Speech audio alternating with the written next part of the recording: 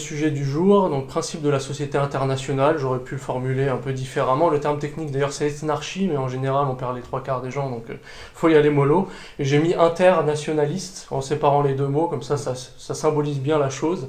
C'est en même temps international et entre nations. En fait, l'étymologie du mot à la base, ça veut pas dire cosmopolitisme ou transnational, au contraire c'est entre les nations, donc et c'est une notion à la fois multiple et universelle, on dira ça paraît contradictoire et en réalité c'est comme ça que ça se passe, quoi. Donc voilà, là je regarde ce que j'ai préparé, donc première page ça parle d'Hitler, page 2 Hitler au milieu, ouais, et puis ensuite la conclusion Hitler. Bon c'est bon, vous pouvez rentrer chez vous. Alors plus sérieusement, ça va être de multiples sujets vont être traités évidemment au travers de ce biais, donc de nations, on parle de civilisation, d'Europe, d'empire et de chrétienté également. Si vous avez une petite question ou une remarque, eh bien vous la notez d'ailleurs dans la tête, et puis à la fin on peut, avant de passer aux festivités, poser quelques questions, hein. Je suis tout à fait ouvert.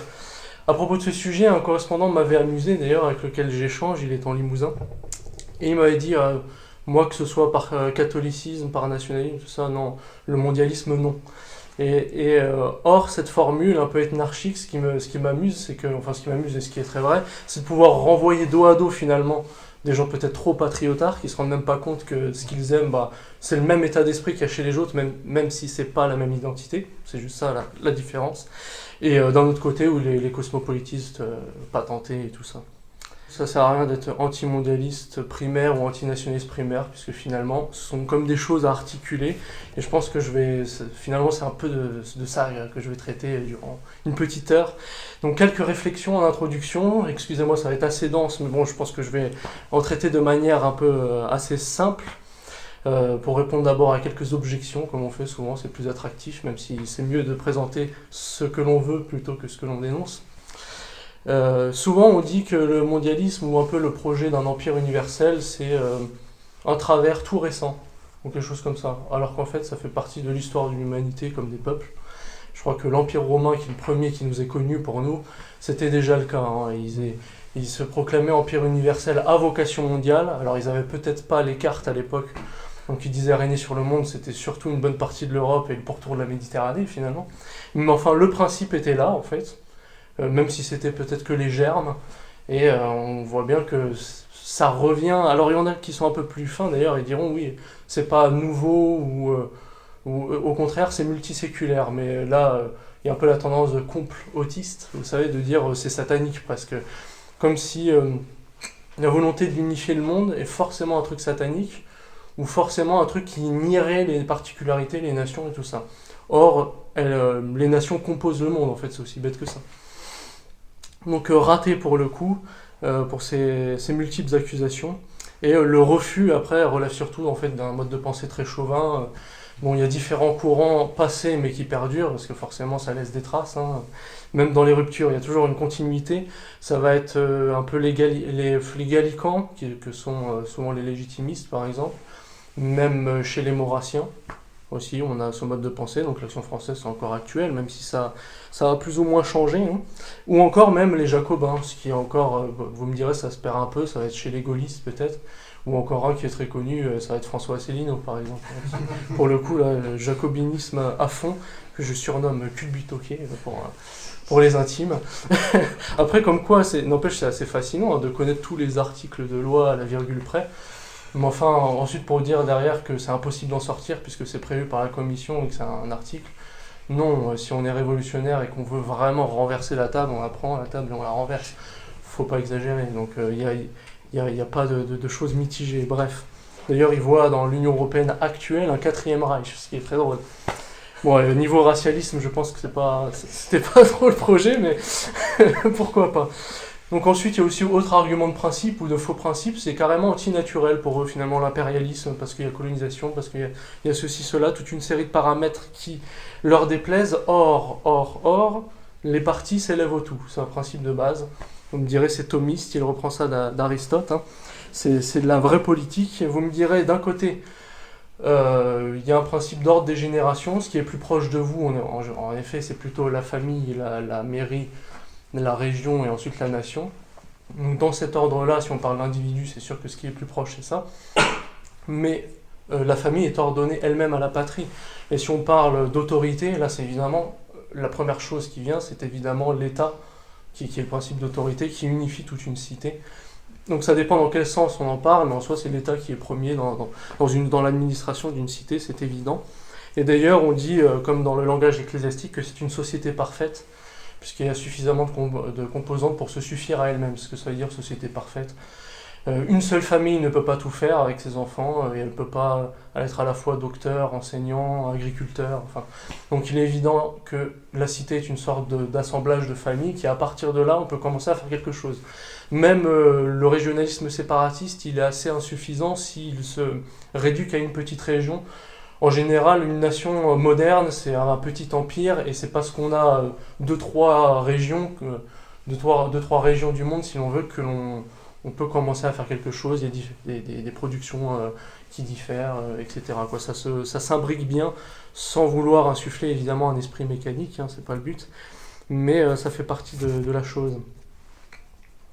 Et l'État donc vient avant les corps intermédiaires, sauf chronologiquement, comme je disais, avec la famille qui est le plus proche, et il lui est soumis, puisque le tout a raison du reste, finalement. Les partis, voilà, même les nations sont des partis d'une certaine manière, et ensuite on peut monter plus haut, sans délirer, évidemment. Même dans l'enseignement de l'Église, avec le Quadragesimo Anno, par exemple, on pourrait, en le lisant, se dire, la vache, l'Église est étatiste, en fait. Quoi. C'est un enseignement là-dedans qui peut y faire penser, évidemment pas dans un sens communiste inorganique et tout ça, ça c'est évident. Eux c'est un autre type d'idée. Hein. Mais voilà, l'idée c'est un peu d'additionner les parties, pour le coup national, au tout mondial, on pourra dire. L'Aquinate dira de cette manière, donc c'est saint Thomas, et pas saint Thomas l'apôtre, saint Thomas d'Aquin, hein, faut pas faire l'erreur, je crois que c'était Avia à la télévision. Hein. Oui, que je ne crois que ce que je vois comme saint Thomas d'Aquin, non. Petite erreur. Donc il dit le tout est premier par rapport à la partie, selon l'ordre de la nature et de la perfection, bien que les parties soient premières dans l'ordre de la génération. Ce sont deux sujets un peu qui sont contenus dans cette conférence, d'ailleurs d'un côté idée d'empire universel et de l'autre même de la société internationale. Il y a un peu de deux thèmes possibles et qui peut même exister en même temps. Évidemment, société internationale basée sur des choses tangibles, scientifiques, les frontières ethniques ou de langue et tout ça. Là aussi, des détracteurs vont opposer nationalisme à universalisme ou universalisme à nationalisme. Le truc est une fausse opposition, il faut arrêter tout de suite avec ça, parce que ce sont comme des échelons à articuler. Là aussi, je ne veux pas être mécaniste, mais finalement c'est un peu ça, la nation n'est pas anti-universelle, l'universel n'est pas anti-national, car l'humanité est faite de particularités collectives en fait. C'est un peu une société qui a une culture assez unie, c'est un peu un entre-soi. Donc comme les gens ont à peu près la même culture, l'amitié est plus forte, plus facile et tout ça. Donc c'est évident qu'il ne faut pas nier ça, et pour autant il ne faut pas nier aussi l'humanité, si vous voulez. Et comme vous voulez, c'est une différence, et comme vous savez, la différence est une richesse. Hein. C'est pas moi qui vais vous l'apprendre. Et voilà, qui se ressemble, s'assemble, comme on dit. Plus que jamais, il faut dire que c'est le cosmopolitisme babélien qui va à son encontre en vrai. Hein. Comme ça, on pourra dire ensuite plus jamais ça. Aussi, hein. Là aussi, ce sont des formules très connues. Et vous avez cette déclaration qui dit le cosmopolitisme s'oppose à l'universalité et la mode à l'éternité. Elle est pas mal du tout, et c'est de Miguel de Unamuno, qui est peu suspect de conservatisme, hein, d'ailleurs, même s'il a vécu sous Franco, il n'a pas été très bien vu, je crois qu'il y a des mini-conflits de ci, de là. Hein. Donc voilà, en tout cas, c'est un philosophe très connu, et finalement c'est assez logique, on accède à l'universel par la médiation du particulier. C'est parce que je suis grec, c'est parce que je suis romain que je suis humain, c'est parce que je suis humain que je suis grec, que je suis romain, etc., etc. Et ainsi de suite. Voilà, les hommes sont incarnés, c'est pas un nuage sans frontières, non. Ils sont d'ailleurs même rattachés au sol, on est assez terrien, hein, on appelle ça la Terre, en plus le globe terrestre, donc il y a toute une logique finalement. Il est tout à fait d'un côté normal de se retrancher sur un socle tangible, comme je disais, solide, familial, national, c'est humain et c'est sain même pour la défense de ses intérêts directs, quoi. Au moins on connaît directement les gens, et puis même là le Pôle emploi NPE ferait pas le figure au 19e siècle, puisqu'il y a un peu encore une société charnelle où le fils récupérait l'entreprise du père, Il n'y a pas besoin de chercher et de ne pas trouver éternellement, là au moins c'était déjà fixé. Et ça s'en portait pas plus mal comme ça finalement. Là aussi, d'autres détracteurs vont dire le mondialisme, là aussi c'est la définition qu'on met derrière, tout dépend de ce que ça signifie, mais ils vont dire ça détruit les cultures propres, ce qui est relativement grave, d'ailleurs on le voit bien dans les discours de politique actuelle, que c'est une volonté de déracinement des individus un à un, quels qu'ils soient même d'ailleurs, parce que ça ravage d'abord l'Europe, mais finalement on sent que même eux, ça a vocation universelle chez eux, hein, donc ils veulent tout détruire. Mais il y a quand même la nature humaine, et face à cette exacerbation, forcément il y a comme un repli sur soi qui déteste, hein, il faut surtout pas se replier. Mais finalement c'est totalement humain, et même moi des fois je me dis que si je vivais pas dans une société ultra cosmopolite, je serais même pas militant politique ou nationaliste ou quoi que ce soit. Les Français seraient beaucoup plus mous s'il n'y avait même pas un minimum de danger, quoi. Je pense que ce serait vraiment ça. C'est d'ailleurs un peu la société des années 70, quoi. C'est un long fleuve tranquille, ascension sociale, pas besoin de... On peut même être médiocre et évoluer, donc ça, y a pas de souci. Au moins, dans le meilleur des mondes, hein, n'est-ce pas? Et même avec une nation sœur ou voisine, comme on dit, avec l'Italie, vous prenez la France et l'Italie, bah, ce sont des pays proches, mais même on peut dire néo-latin dans la langue et tout ça, mais essentiellement, après je vais pas faire les influences, oui 20% de machin, les Celtes, mais voilà, même là vous voyez des différences énormes de mentalité entre les deux, de culture, même pour un sujet comme la croyance en Dieu d'ailleurs. La France est le seul pays où on est très bien vu dans un bar si on dit voilà je suis athée. Aux États-Unis ça marche même pas, je dis pas que ce sont de grands chrétiens, mais alors my God, oh my God, c'est dans chaque phrase, on est obligé. Et finalement, ils sont assez déistes par nature, on va dire, ces gens-là. En Italie, voilà, vous êtes un endroit quelconque, je crois en Dieu, c'est bien vu, il n'y a pas de problème. En France, là, il faut être très cartésien, il faut aller même au-delà de Descartes.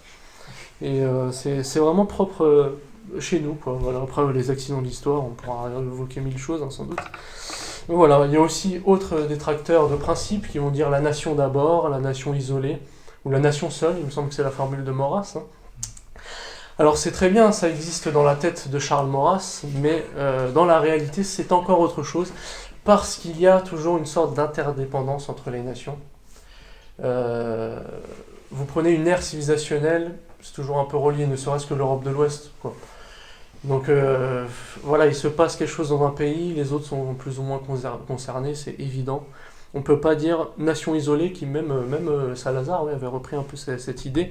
D'ailleurs, l'école nationaliste portugaise a été bien influencée par l'AF, qui avait une très forte influence au siècle dernier. Donc ça s'explique par ce biais, c'est sûr. Mais il faut quand même remarquer ça, oui, dans le concert des nations, qui est réel, on n'est jamais totalement cloisonné, hein. Et un exemple, par exemple, puisque c'est toujours utile de donner des petits exemples concrets pour comprendre les choses, après 1945, pour mettre des étiquettes très simplettes, au moins ça permet de se faire une idée, vous avez que des régimes progressistes en Europe, sauf Portugal, donc qui est déjà un petit pays, et le régime de Franco finalement. Qu'est-ce qui se passe? Forcément, eux qui sont conservatistes, ils sont isolés directement. Et en plus, le régime a du mal à tenir, parce que vous avez toujours un segment de votre population qui va être séduit par les expériences à côté, eux ils ont ça, pas nous, machin. C'est un classique, hein, vous me direz. Et cet isolement d'ailleurs pousse à faire des choses qui ne plairaient pas forcément aux dirigeants, un peu comme Franco, qui a rapproché plus ou moins l'OTAN des fois, parfois l'ONU, niveau modernisme et démocratie chrétienne. L'Opus Dei, comme ils sont plutôt ésotériques, ils se donnent un vernis traditionnel, alors comparé aux prêtres démocrates chrétiens qui vous fait la morale parce que vous serez une dictature, machin. Voilà, et ça a donné des trucs de circonstances qui à un moment donné posent problème. Malgré le vernis traditionnel, quelquefois il faut se méfier, hein. Et là, gros exemple avec l'Espagne, ils ont eu la Movida à peine la mort de Franco passée, ce qui fait que en fait, il y a juste un retard de quelques années constaté. C'est pas mai 68 à la virgule près, mais grosso modo, c'est le mai 68 espagnol. Comme quoi, vous avez gros dictateur, machin, il est tellement isolé que quand il est plus là, paf, ça suit un courant qui est de toute façon celui aux alentours, quoi. Donc voilà, la nation isolée, c'est pas possible. Il y a un socle national, il faut pas le nier, c'est sûr. C'est mieux comme ça que les cités se défendent, mais par contre, faut aussi ne pas avoir des œillères quant à l'au-delà. Alors évidemment, en Europe, on peut aussi distinguer un peu Europe de l'Ouest et de l'Est, puisque même si c'est une ère civilisationnelle proche, bon, il y a quand même des particularités chez eux. Ce qui est sûr, en tout cas, c'est que si demain nous avons une France africaine, là, c'est aussi un autre mode d'idée de certains de se dire bon, la France est foutue, elle disparaît, donc non, on se replie dans un autre pays, ce qui individuellement, je peux le comprendre, parce que voilà, ils n'ont pas envie de vivre dans un pays avec un régime communiste, en fait. Donc je peux tout à fait le comprendre, mais de se dire c'est pas grave, on laisse un pays entier pourrir, je vais à côté, tout va bien se passer. Non, non, non, non, ce sera un cheval de Troie. Hein, si vous avez une Europe européenne et une France qui ne l'est pas, elle va africaniser le reste petit à petit. Ce sera comme un rouleau compresseur, vous n'arriverez même pas à le maintenir, un peu comme Franco, un peu comme l'Espagne plutôt, ou après Franco, vous allez à Movida. Donc il faut vraiment être conscient de ces choses-là. C'est toute une ère de civilisation qui entre en décadence. Et même un État-nation, finalement, faut qu'il ait d'autres appuis et d'autres appuis pour l'aider, quoi. Autrement, il se retrouve justement bien seul, bien isolé. C'est évident. D'abord aussi constatant de manière objective que les problèmes des pays européens actuellement sont sensiblement les mêmes. D'un à l'autre, je veux dire, c'est les mêmes problèmes, et je pense d'abord une crise spirituelle. Spirituelle, c'est un mot qui peut renfermer une double définition surnaturel par rapport au religieux, mais aussi de l'esprit. Hein, spirituel, ça peut relever de l'esprit. Parce qu'il y a une crise du sens aussi, et celle-ci est fait très mal. Hein, c'est un peu comme Pachendi de Saint-Pédis. Il dit le modernisme, c'est l'égo collecteur de toutes les hérésies, mais le premier chapitre, c'est de la philosophie, c'est pour dire que ce sont des sophistes aussi. Donc, c'est sûr que quand il y a la crise de sens, quand le cerveau est à l'envers, le reste ne va pas suivre. Et donc, c'est un peu un prémisse des autres crises, finalement, qu'on peut dénoncer. Les sociologues, ils analysent là, à la virgule près, la crise démographique, le machin, oui, c'est sûr, mais avant, il y en a une qui fait beaucoup plus mal et qui précède toutes les autres. Là, c'est un peu comme quand on a mal en haut du bras, bah, la tendinite elle est dans le coude, mais c'est peut-être que l'épaule est bloquée aussi, alors il n'y a plus d'énergie. Voilà, c'est un peu l'image, j'éponge le sol au rez-de-chaussée pour régler le problème, alors qu'à l'étage, le robinet fuit, quoi. C'est ça l'idée.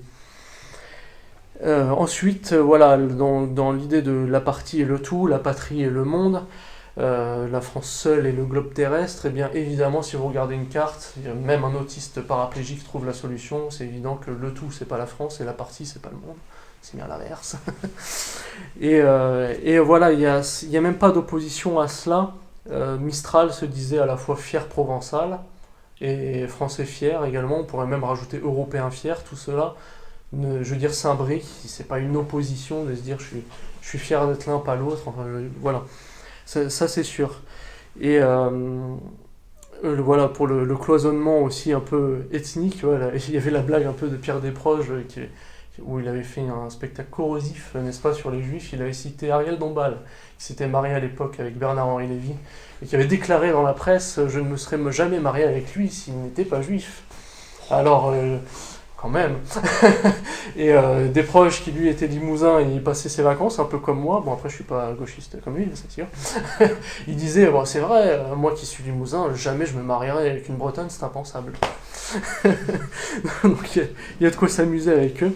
Et le mot de nation est un vieux mot, d'ailleurs les Romains l'utilisaient pour distinguer leur pays du reste de l'Empire, qui pourtant leur appartenait. C'est même, on le retrouve dans la Bible, hein, c'est un vieux mot biblique. Et d'ailleurs, ça n'a pas forcément la définition moderne, puisque c'est très rattaché à l'ethnie, finalement. Une nation, ça limite la nation bretonne, quoi. C'est vraiment une culture très unifiée, et une petite société, une petite cité de villageois très proches. Là où aujourd'hui, notre mot referme quand même l'idée d'un petit empire, déjà. C'est vrai que ça a un petit peu bougé, mais enfin, ça pose pas de problème. Après, il y a aussi un peu l'idée d'un nationalisme un peu dévoyé, c'est quand il est exagéré, un peu perverti, et finalement c'est ce dont je parlais avec l'entre-soi collectif. Vous avez le problème du subjectivisme déjà, qui rapporte tout à l'individu, qui définit à partir de l'individu, alors que bon, ça s'oppose à l'objectivisme. Lui, il y a des réalités extérieures, des réalités immuables, un ordre naturel qui s'impose à nous. On est obligé de s'y contraindre, autrement ça va dégénérer en somme. Finalement, c'est la pensée originelle de droite de dire ça. Mais une certaine gauche ne l'entend pas de cette manière. Et donc, il faut que l'individu définisse les choses et paf, là, la réalité se conformerait à ce que je pense. Ça donne cette vidéo d'une association là, qui a été diffusée récemment. C'est pas celui chez Arrêt sur Image, mais presque. Il dit bonjour, je m'appelle Ludovic, je suis gay et triton. Voilà. Et alors, c'est très fort parce que c'est même pas une chirurgie esthétique. Il met une queue de sirène en plastoc et il plonge dans l'eau avec un discours oh, j'assume ma féminité, tout ça. Là, on est quand même à un stade très avancé. Très avancé. Bon, Marlène Schiappa, cela dit, quand elle entend ça, elle valide, elle tamponne, elle signe, elle numérise, elle imprime, elle clique sur j'aime, elle commente, elle partage. Enfin, il y a toute la liste. Hein. Moi c'est le genre de thème, tu vois, à la limite, tu peux me parler d'immigration, d'islam dans un sens qui me plaît pas trop. Ça va, mais là, c'est ce genre de sujet, Super Saiyan 5, c'est éloigne-toi, c'est mieux, tu vois. Sauf de bonne humeur, je rigole, sinon ça me plaît pas du tout. Alors vraiment pas du tout. Et ce dont je parlais avec cette déification nationale, le problème, c'est qu'on fait un peu un subjectivisme de la nation, et ça donne les notions franco-centrées. Les Britanniques ont une très mauvaise expression, qui est right or wrong, my country. Donc en gros, traduction un peu littérale, allez, qu'il ait tort ou raison, mon pays d'abord en soi. Or, moi, je suis désolé, je m'inscris en faux là-dessus, si ton pays a tort, il a tort. Il a tort, je veux dire, c'est comme un mensonge. Hein. On peut pas mentir sous apparence de bien, ça reste un mensonge, ça reste un mal. Même si on a l'impression qu'il y a un bien direct parce que l'autre il a gobé, ça calme les choses. Quand il se rend compte que c'est un mensonge, il aime pas du tout ça. Hypocrisie, machin. Et là, vous avez une réaction désobligeante et tout ça. Donc non. Et en plus, toute idée pour être grande doit se faire universelle. C'est un principe de base. Donc nationalisme, oui, mais ça s'applique universellement. Ça fonctionne pour moi, ça fonctionne pour l'autre. Bon, c'est comme ça, point barre. Et d'ailleurs, un peu hypocrite dans cet esprit gallican, l'impérialisme universel, donc ils veulent surtout pas en entendre parler. Par contre, si c'est la France qui tient cet empire, là ils signent tout de suite. Attention les gars, là, vous avez fait une condamnation de principe dans la phrase d'avant, vous pouvez pas dire ça marche pour personne sauf pour moi. Non, je suis désolé. Donc voilà, il faut plutôt se dire quelle est la nation la plus à même d'assumer le rôle dans un contexte donné. C'est plutôt comme ça, je dirais, qu'il faudrait le voir. Alors si, en effet, nationalisme, ça veut dire ça, en gros, je ne le suis pas, hein, retirez-moi l'étiquette tout de suite. Si c'est une bonne définition, en revanche, oui, ça c'est sûr. Donc ça sert à rien de détester la nation voisine, ça ne sert à rien d'opposer un nationalisme à un autre nationalisme. C'est nous les Allemands, on a raison, c'est nous les Français, on a raison, c'est pas vous, machin. On voit ce que ça a donné, la souveraineté nationale trop forte, d'ailleurs, ça nous a donné 2 guerres mondiales et une démographie HS, après celle de les massacres de la Révolution française aussi, qui avaient bien tué la France. Les guerres napoléoniennes n'ont pas aidé, même si on voit que si elles ont pu avoir lieu, c'est quand même que la France a une force considérable, malgré ça. Donc c'est d'ailleurs peut-être plus une pensée patriotique. Là. Dans ce cas-là, ils ne revendiquent pas le terme de nationalisme, qui est peut-être un peu trop rude pour eux, ça commence à sentir à la chambre à gaz, là, je vais utiliser le mot patriote. Et du coup, je me méfie un peu de ces gens qui n'utilisent même pas le mot nationalisme, mais qui sont encore plus chauvins que moi. Je me dis, bon, je ne vais pas donner des noms parce que ça serait trop facile, mais franchement, moi ça m'étonne. Hein. De premier abord, je fais, non, il y a un problème. Hein. On n'use pas le terme, mais on est encore plus hardcore.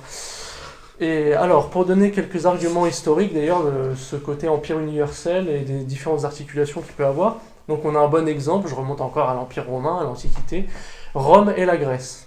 Je vais un peu parler du caractère des peuples, mais on peut voir entre les deux que des fois un peuple plus cultivé peut dépasser l'autre en culture, mais pas en force, il se fait écraser, et il perd face à lui. Bon là pour le coup c'est les Grecs, et les exemples dans l'histoire, on a eu même un intra-hellénique entre Sparte et Athènes. Voilà, la nation d'Athènes a ses charmes, hein, intellectuelle, très cultivée, contexte d'époque, hein, il y a quand même 90% de gens qui ne sont pas citoyens, enfin je dis un pourcentage au hasard, mais grosso modo, il y a les esclaves et machin, donc c'est un peu différent. Mais voilà, Athènes face à Sparte, face à une nation dictatoriale, plus collectiviste, de gens forts qui croient aux forces des lois et tout ça, le pays intellectuel, il faut qu'il commence à ramasser ses chicots et à voir quelle dent correspond, parce que ça va faire très mal. Dans ce cas, on avait eu la Grèce pour Rome ensuite, et même au XIIe siècle, l'Occitanie face à la France. C'est le nord de la France qui conquiert le sud au moment où il rayonne le plus culturellement. Il influence jusque la calligraphie portugaise, qui a repris même des prononciations, un peu le AO, là, qui reprend des Occitans, et même Dante, il commence à rédiger aussi un peu il termine de rédiger aussi début 13e, et c'est vrai que l'Occitanie, à partir de là, culturellement, dégringole plus. Mais Dante, pour la Divine Comédie, a hésité à le rédiger en occitan, avant l'italien médiéval. Donc comme quoi, et l'italien médiéval, d'ailleurs, quand on connaît l'italien moderne, ça pose moins de problème qu'avec le français, ça n'a pas trop évolué, donc on peut le comprendre. Ou alors, le français médiéval, faut peut-être être latiniste avant pour voir les évolutions de mots, c'est assez intéressant. Donc voilà, nation intellect charmante, je disais, mais perdante face au plus fort, et un peu en réaction la revanche du perdant qui vainc celui qui vainquit, quoi, de pouvoir l'influencer culturellement après coup, comme là on le constate. D'ailleurs, le charme ou la réussite, le miracle romain, c'est un peu d'avoir assimilé l'hellénisme, la culture grecque, mais tout en développant sa propre langue, quoi. Ils ont assimilé des Grecs, développé leur langue, et c'est un miracle culturel de chez eux. Là où les Romains, d'un côté, étaient beaucoup plus rustes, plus pragmatiques, plus paysans, tournés vers le sol, et leur seule invention, finalement, ça a été la force du droit, de croire aux bonnes lois qui poussent les individus à bien agir et tout ça. L'Europe doit ça aux Romains. Là où les Grecs ont été beaucoup plus voyageurs, beaucoup plus inventeurs, scientifiques, philosophes, etc. Et même métaphysiques. Eux, pour le coup, ils étaient beaucoup plus surnaturels. Alors forcément, c'était des temps païens, c'est sûr, mais pour le coup, de principe ou de mentalité plus tournée vers le ciel, quoi. Et dans une transposition moderne, je pense que niveau Allemagne, ça a pris d'autres noms, la Prusse, la Germanie et tout ça, et la France, finalement, de la période médiévale au XXe siècle, a un peu repris ce flambeau à sa manière. Le moine germanique Alexander von Rose, XIIIe siècle, disait de la France donc qu'elle semblait être dépositaire du magistère intellectuel. Et voilà, le rayonnement des universités parisiennes, tous les saints, tous les docteurs y passent. Le monde vient un peu sur Paris, aujourd'hui un peu trop, le monde vient un peu sur Paris, et ensuite il repart élevé intellectuellement dans le reste du monde, donc finalement ça contribue au bien commun, on va pas cracher dessus. et voilà, donc il y a du vrai là-dedans. Et même dans le rayonnement littéraire, quand on dit la littérature latine au Moyen-Âge, ça veut dire le français, enfin romane plutôt, pardon.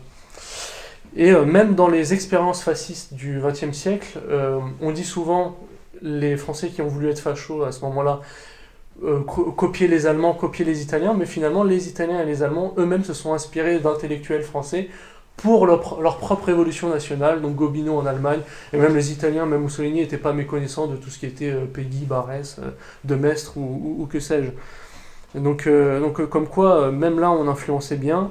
Là, le moine, il continue, il dit l'Allemagne dépositaire de l'Empire. Bon, de toute façon, avec le Saint-Empire romain germanique, je te vois acquiescer et un petit peu...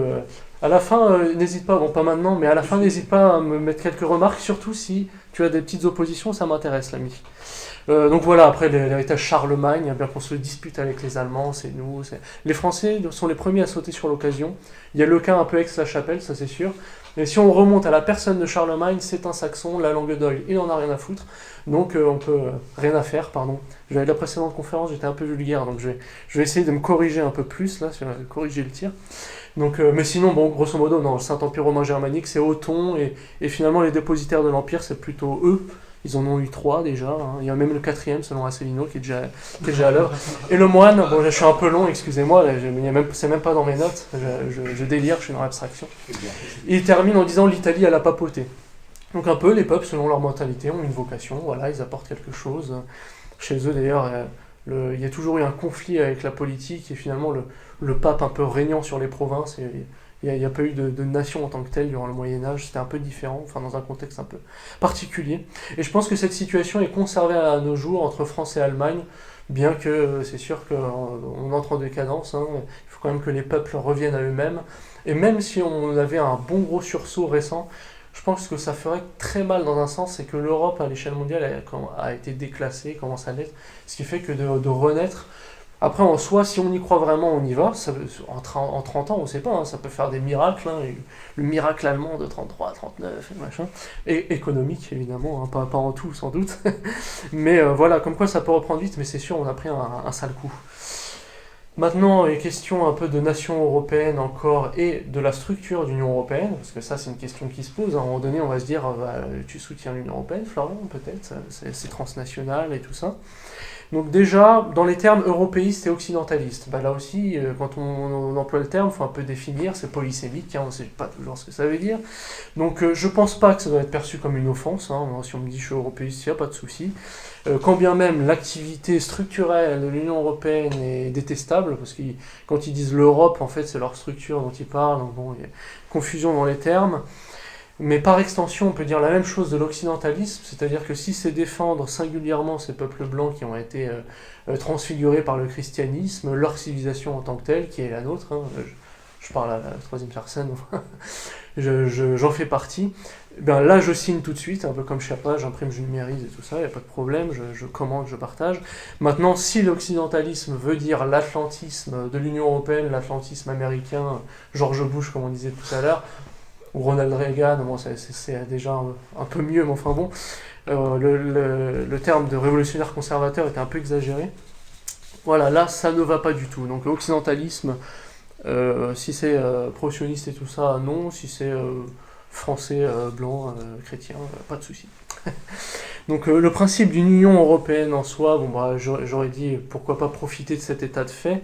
Un peu de même que l'Église a su profiter de la réactivation de la pensée antique par les Lumières, par le XVIIIe siècle et la suite, en réactivant les philosophes grecs, mais de certains, de leur point de vue, et en disant, voyez, nous on est les héritiers, machin. Et finalement, je trouve le coup excellent pour l'apostolat, de ce qu'a fait l'Église, en disant, ah oui, vous voulez réactiver la pensée grecque, bah tenez, Platon c'est Saint-Augustin, et Aristote c'est Saint-Thomas, paf, là, ils ont tout pris... Et ils ont perdu un métro d'avance là tout de suite, ça a été énorme pour pouvoir christianiser, donc c'est bien de surfer sur ces vagues, après pas sur n'importe quelle vague, hein, c'est sûr. Mais comme quoi là on voit l'efficacité de la chose, quoi. L'opposition interne, même dans l'Union européenne actuelle, quand on voit la chose, en fait les gens voient un immense complot fédéraliste, mondial et machin, c'est la mentalité allemande en fait, qui voilà, eux, ils sont fédéraux dans leur pays. Et comme ils ont la dominante dans la structure, bah ça prend un peu cette forme-là. Et si ce conflit fait pas mal de bruit, c'est parce que les Français ont la deuxième place, et que quand bien même ce sont les gogos qui nous gouvernent et tout ça, ils sont jacobins. Et donc à partir de là, c'est sûr, conflit interne. Mais on peut pas dire, ah oui, parce qu'ils décentralisent, ce sont des francs-maçons, des machins. Non, la royauté décentralisée... Quand on fait un péché véniel, ce que je disais à la sortie de la chapelle la dernière fois, on ne se transforme pas en franc-maçon. Non, c'est la nature humaine, on en fait des milliers par jour. J'ai fait un péché, je suis un franc-maçon. Non. Et en soi, ça a même été un projet qui a été pensé par l'Axe avant même que... Et c'est pour ça que d'ailleurs que certains s'amusent de l'affiliation. Ah oui, des nationaux-socialistes qui se sont un peu repentis, qui ont fait le truc en douce et machin.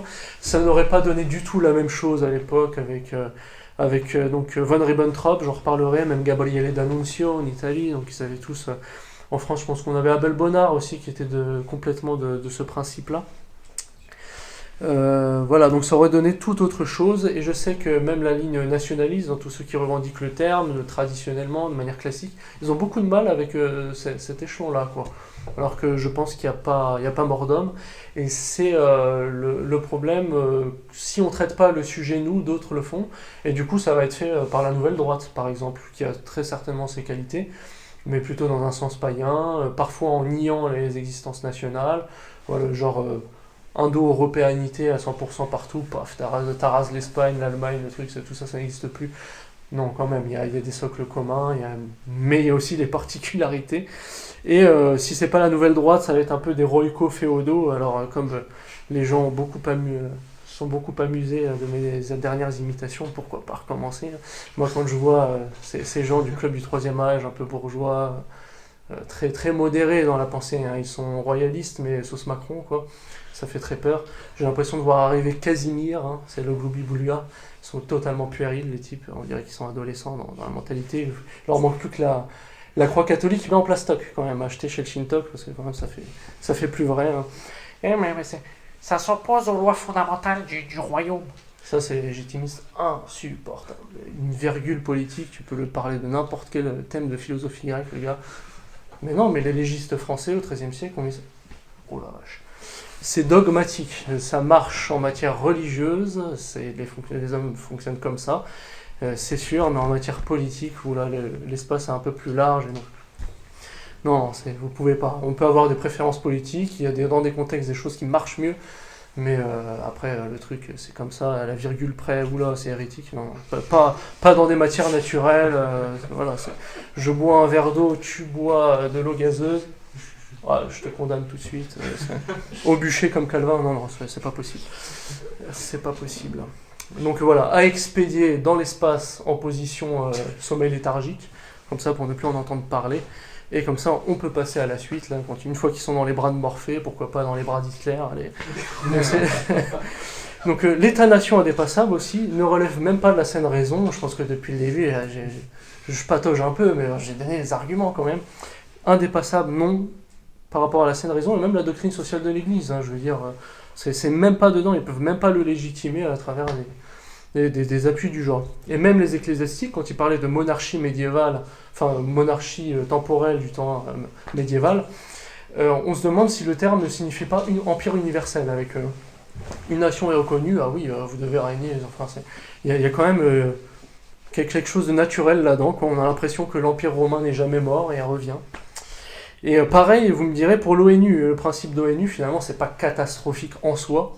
Ce qui est catastrophique, c'est plutôt qu'il soit paramaçonnique, voire franc-maçonnique direct. C'est là le gros problème, avec tout ce que ça implique dans les modes d'idées et tout ça. Mais si ça garantit une protection légale à chaque peuple, avec l'émergence des nations plus ou moins fortes, où une plus grosse peut écraser la tête de l'autre de manière totalement injuste, bah forcément, au moins... Ça peut être un petit appui supplémentaire sur lequel on ne va pas forcément cracher. Il ne faut pas perdre de vue le bien commun, même s'il paraît plus éloigné, puisque s'il est plus éloigné, enfin plus haut, il est plus commun aux hommes, donc le bien est encore plus commun, et donc il est encore mieux. Même dans la démocratie idéale, c'est un peu Aristote, qui dit finalement une démocratie entre guillemets totale, c'est génial, c'est le meilleur des gouvernements, puisque chaque individu est concerné par le bien commun, donc s'il y participe directement, bah, c'est magnifique. Par contre, sa perversion vient très facilement. Après, il y a plusieurs explications à ça, peut-être l'ego des gens, et le fait que si chacun peut avoir une poste à être un petit chef et tout ça, bon bah là vous avez le gros conflit, c'est la lutte des places, après la lutte des classes, la lutte des sexes, la lutte des races, on a droit à tout. Voilà. Et c'est en cela qu'il faut une sorte de programme internationaliste mondial. Je fais exprès d'insister sur le terme, comme ça au moins ça choque personne. International, national, mondial. Et un peu dans la pensée, comme, bon excusez-moi, chauvinisme, je m'intéressais à un moment donné un peu au courant occitan, parfois séparatiste, parfois non. Où ils avaient François Fontan qui avait déjà après-guerre pensé un peu l'idée. Et je pense qu'il était plutôt hostile à l'ONU, mais pas en tant que tel, comme je disais précédemment. Et finalement, il a exposé un peu un programme comme ça en plusieurs points qui pourrait t'intéresser, l'ami. Il faudrait que je te l'envoie d'ailleurs. Voilà un peu un ONU des ethnies qui protège les voisins. On voit bien sur une carte, le conflit c'était un peu récent, ça perdure plus ou moins, la Chine et le Tibet. Bon voilà, s'il y a l'ONU derrière, je dis pas qu'ils sont très efficaces actuellement, mais au moins... voilà, quand on regarde la carte, c'est sûr que la Chine va en faire qu'une bouchée, hein, si tous les Chinois sont d'accord à la seconde d'après, au revoir le Tibet, hein, in memoriam, ça c'est certain. Donc voilà, là c'est un peu l'idée nationalisme pour tous, hein, c'est très bien vu aujourd'hui pour tous, là, je pense qu'il faut le vendre comme ça, là, au moins ça passe partout, nationalisme pour les nuls, voilà, et tout. Faudrait que je fasse des livres, hein, franchement là-dessus. Donc voilà, un certain équilibre juste des nations, c'est ce qu'il faut viser là-dedans. On peut reconnaître à la limite quelques bienfaits de l'Union européenne, c'est nous avoir évité une possible troisième guerre mondiale, la Grande Guerre, la Seconde Guerre mondiale, enfin peut-être pas hein, après, parce que ça crée des conflits, tous ces trucs mal administrés, c'est sûr. Mais voilà, l'omnipotence des souverainetés étatiques, ça avait quand même fait beaucoup de mal, et même si on appelle ça des guerres mondiales, c'est quand même l'Europe qui a pris cher le plus. Hein. Actuellement, donc, elle est animée par des principes globalement libéralo-communistes, c'est ça le gros problème, et pas autre chose finalement. Et bien sûr, je pense pas qu'il faille récupérer la structure en tant que telle, sans doute qu'elle est tellement grillée que, voilà, peut-être que ça échouera, c'est terminé, mais ça veut pas dire que derrière on peut pas refaire quelque chose de différents, c'est sûr, ça peut être à refonder. D'ailleurs, il y a une chose qui peut étonner certains, c'est de retrouver sur le drapeau de l'Union Européenne la Vierge couronnée d'étoiles, enfin c'est le symbole sur fond bleu, c'est exactement celui-ci.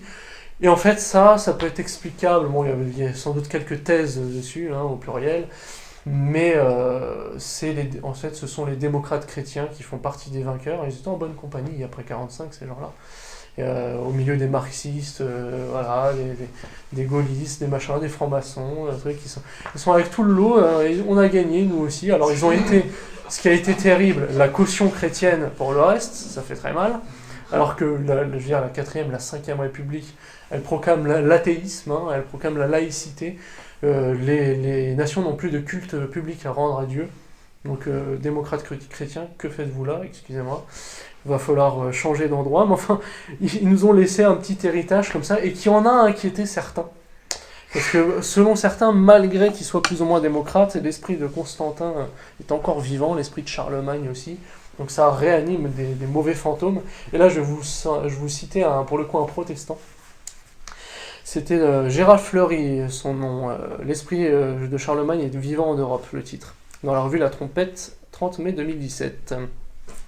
Je voulais citer à la base le texte d'un juif à cet égard, mais je ne l'ai pas retrouvé sur le net. Et je suis tombé sur celui-ci, mais voilà, c'était du pareil au même, que ce soit l'un ou l'autre. La critique était idem, c'est assez amusant. Il dit « Les adversaires craignent que le plan ne crée un équivalent moderne de l'empereur européen envisagé par Napoléon Bonaparte. » Il commence doucement. Ou un retour au Saint-Empire romain de Charlemagne. Là, ça commence à chauffer. Qui a dominé l'Europe durant l'âge des ténèbres. Là, c'est une formule qui a été assez maçonnique aussi. Je ne sais pas s'ils cumulent les deux, mais bon, moi, je ne sais pas, quand je passe devant les cathédrales en France, même en Europe, ou même les églises parisiennes qui, quelquefois, ont des allures de cathédrales, tellement ils sont immenses. Obscurantisme, j'ai un peu de mal avec ce mode de pensée, et surtout qu'eux se proclament, pour les francs-maçons, très rationalistes et en même temps très magiciens, quoi. Ils aiment la chimie, ils aiment les... C'est un peu contradictoire, quoi. Soit on est rationnel, soit on fait des trucs bidouillages bizarres, ésotériques. Les deux en même temps, je trouve ça bizarre. Il continue. L'Empire allemand de la Seconde Guerre mondiale a même été nommé le Troisième Reich. C'était la résurrection d'un empire qui existait auparavant. Le Second Reich fut l'Empire allemand de 1871 à 1919. Et quel était le Premier Reich? Le Saint-Empire romain dominé par la Charlemagne. Attention là, la filiation... Et là, paf, plus loin, il dit quoi? Adolf Hitler est venu dans l'esprit de Charlemagne. Donc là, c'est bon, on peut encadrer la citation. J'aurais dû m'acheter un cadran et la mettre juste derrière moi. Ça aurait été magnifique, le point Godwin direct. L'Europe cherche maintenant à réanimer ce même esprit, le même esprit qu'Hitler avait ressuscité. Il faut quand même appuyer le truc. Les dirigeants européens voient des problèmes en Europe et ils veulent rétablir l'ordre en Europe, encore une fois en créant un nouveau Charlemagne. Il conclut, mais l'Europe occidentale, le soi-disant bastion moderne, je pourrais faire le soi-disant bastion moderne, la démocratie, la laïcité, lui aussi ça s'applique à lui, est sur le point de redevenir un empire unifié dirigé par un homme fort et influencé par l'Église catholique. Bon là je crois que le chichon était très puissant parce que aujourd'hui l'influence de l'Église catholique, à la limite le modernisme, mais le modernisme est plutôt d'accord avec ce monsieur. Donc c'est cité, quoi, c'est cité quand tu nous tiens. On est bien au milieu de la conférence, très bien. Donc, impérialisme confédéral, ça va être la prochaine idée soumise. Un Saint-Empire est là, je dirais, comme en tant que rénovation, pour coordonner les États européens, pour ne pas les nier, assurer le centre de rôle, le centre de gravité politique, pour qu'il jouisse d'une certaine primauté. C'est important. Il n'est pas question de faire non plus les États-Unis d'Europe, non plus, c'est pas l'idée. Un atlantisme UE, on le subit déjà suffisamment. Non merci. Je ne sais pas quelle forme ça prendra, si c'est conquête militaire comme à l'ancienne, ça n'a pas l'air d'en prendre les aspects, si ça peut être des ententes, des unions de principe, des trucs, ça, n'importe, ça me convient si c'est bien fait, et aussi selon l'importance de la vertu d'abord, et des lois ensuite, j'en ai un peu parlé je crois dans la précédente conférence. Le plus important c'est un peuple vertueux, parce que même s'il y a des mauvaises lois, il n'obéira pas à cette injonction. Donc finalement, mais d'un autre côté, il faut quand même pas nier que les lois influencent le comportement humain en société, tout ça. Donc c'est bénéfique qu'elles soient bonnes. Voilà, il faut des deux, ça c'est certain. Et il y a un état d'esprit qui est fascinant pour moi, je reviens pas même après 29 ans d'existence, au jour de mon anniversaire aujourd'hui. C'est la mentalité allemande, le fait de ne pas traverser quand le feu est rouge. Vous regardez à droite, à gauche, il y a zéro voiture à 100 km. Ils sont là, ils attendent, sauf les racailles, vous voyez. Dans le pays germanique, c'est les seuls qui traversent, et les touristes, comme moi, évidemment. Parce que là, pour le coup, j'ai une mentalité un peu plus napolitaine. Hein. C'est le code de la route, vous savez, à l'échelle européenne, elle est très amusante parce que c'est la même chose partout, grosso modo. Mais par contre, les Allemands, voilà, rigueur extrême, et les Napolitains, bon bah là, je crois qu'il y a identité de panneau et expression de panneau chez eux. Donc faut pas confondre les deux. Hein. Quand il y a un panneau stop, moi j'accélère, ou du moins ça fait partie de l'architecture quoi, chez eux. Hein. À Naples, c'est architecture, panneau, bon ça va ensemble, ouais, pourquoi pas. C'est l'architecture moderne. C'est rigolo, vous riez vous-même, mais comme il y a des gens qui pensent ça, ça devient tout de suite moins drôle. Quand il y a des barjots, vous tombez en ligne directe sur eux, on a envie de leur dire bon, on va changer le verre des lunettes. Soit c'est du cynisme, soit le type est complètement HS quoi. Je pense que même Mamadou Sekpa, bon bah peut-être culturellement il n'est pas super élevé, mais par contre le bon sens, il est plus proche de nous, il est plus élevé en termes de bon sens, ça c'est certain. Là à ce stade c'est clair. Un Européen complètement dégénéré, bon bah oui, il est de la même ethnie que moi, mais enfin son cerveau il va pas dans le bon sens. Origine d'un bon mondialisme catholique, pour donner quand même des aspects de principe et historique, voir un peu où ça remonte, vous avez eu un essai de droit naturel qui a été rédigé, basé sur les faits, plein de tomes, je vous demande pas de les lire, même moi je l'ai pas encore fait, si tant est que je le fasse bien un jour. Au 19e siècle, c'est le révérend père Taparelli d'Azeglio, il a utilisé lui-même le terme d'ethnarchie, donc le terme d'ethnarchie. Un père anti-libéral qui influencera jusqu'au pape, leur doctrine sociale, et même jusque la notion de justice sociale chez Léon XIII. Le principe de subsidiarité, on lui doit à lui, il a beaucoup diffusé.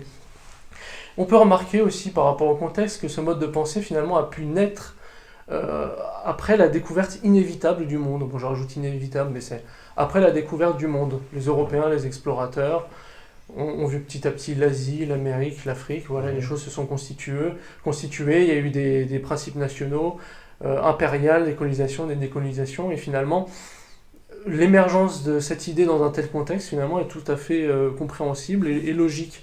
En ce sens, on peut parler d'un sens de l'histoire, c'est les marxistes qui n'arrêtent pas avec ça, c'est en gros ce qu'on vous propose, c'est obligatoire parce qu'on y va, là, c'est certain. Mais par contre, c'est vrai qu'il y a un certain sens de l'histoire où vous avez des cultures plus rapprochées. J'avais donné déjà l'exemple, aujourd'hui les Asiatiques sont vêtus à peu près comme nous, dans leur pays même. Alors que, je veux dire, au siècle dernier, vous changez de continent, vous changez de planète presque. Hein. Là maintenant, on n'est plus à ce cas-là, c'est sûr. Donc voilà, petit changement de contexte. Et même, on voit comme on a pu influencer même les révolutions nationales des autres extra-européens.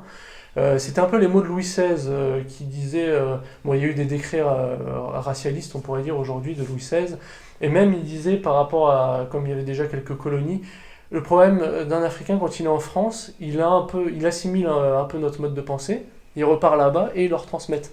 Et on se demande si on ne s'est pas mangé une décolonisation patriotarde sur, bon là c'est plusieurs siècles, plusieurs décennies, et années plus proches de nous, étant gaullistes, etc.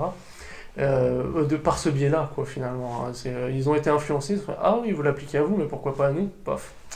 Ça fait mal ensuite.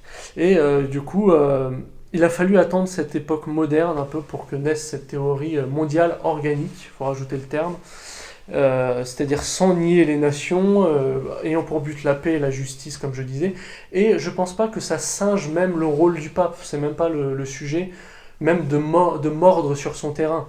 Il y a la juridiction de l'Église sur la cité, elle fait des rappels de mœurs, de foi, juridiction de l'Église sur ses fidèles, sur son Église, donc les ecclésiastiques et les pratiquants catholiques. D'un autre côté, bon, il y a une vocation mondiale, c'est sûr, mais d'avoir aussi comme un empire universel, une société internationale, vous me direz, ça fait beaucoup de choses, il va falloir payer ces gens, et tout ça. Et un pape, je veux dire, ça peut tout à fait contribuer au bal du bien commun, si j'ose dire. Donc il ne faut pas avoir peur de tout ça. Et évidemment, ce courant, ce qui nous pose aussi problème, c'est qu'il a été récupéré par d'autres, les modernistes, déjà en première ligne. Donc eux aussi, on dirait qu'ils veulent un Saint-Empire, mais c'est l'église de toutes les religions, quoi. Oh, vous honorez Bouddha, nous aussi on honore quelque chose. venez, vous êtes des frères et machin. Donc finalement, c'est une immense franc-maçonnerie où on peut adhérer très facilement. Et voilà, sauf que le truc, c'est qu'ils sont même plus chrétiens à la fin. Et comme je disais, avec tous les sophismes, égalitaristes, à mort, hein, c'est pourquoi on ne fait plus la différence aujourd'hui entre le Vatican et Disneyland. Hein. Je crois que même Bergoglio était apparu avec un nez de clown. C'est exactement ça, égo collecteur de tous les sophismes, de toutes les hérésies. Bergoglio, en ça, il nous sert le pâté. Et le problème des égalitaristes, c'est que il demanderait à un cul-de-jatte de faire du karaté, quoi. C'est vraiment ça le problème. À un manchot de faire du karaté, quoi. Ça n'est pas possible, les amis. Il faut quand même tenir compte de la réalité. Ou même, pourquoi pas, un boxeur poids lourd face à un boxeur poids léger. Là, c'est un peu Sparte face à Athènes. Voilà, l'autre, il ramasse ses chicots. Autre récupération, la tyrannie judéo-maçonnique, évidemment, elle veut un mondialisme, hein, c'est sûr. Hein, et puis ça remonte même de leur origine. Vous avez Adam Weishaupt, c'était déjà leur projet. Mondialisme inorganique, là, pour le coup. Avec les Illuminés de Bavière, hein, bon, sans entrer dans des trucs messe noire pédosatanistes et tout ça. Bon, au niveau de principe, ça commence déjà mal, hein, qu'il y ait des extraterrestres ou non. Et la Terre éclate aussi, ouais, c'est vrai. Ou ovale, peut-être. État-nation mondial omnipotent avec eux, c'est ce qu'ils veulent. Hein. On veut un président pour l'Europe, c'est-à-dire pour l'Union Européenne. Après, ils en voudront un peut-être pour l'ONU, et puis à un moment donné, après les conquêtes de cheminade dans intergalactique, on pourra mettre le mondialisme sauce judaïque sur Mars et tout. Ça sera vraiment magnifique.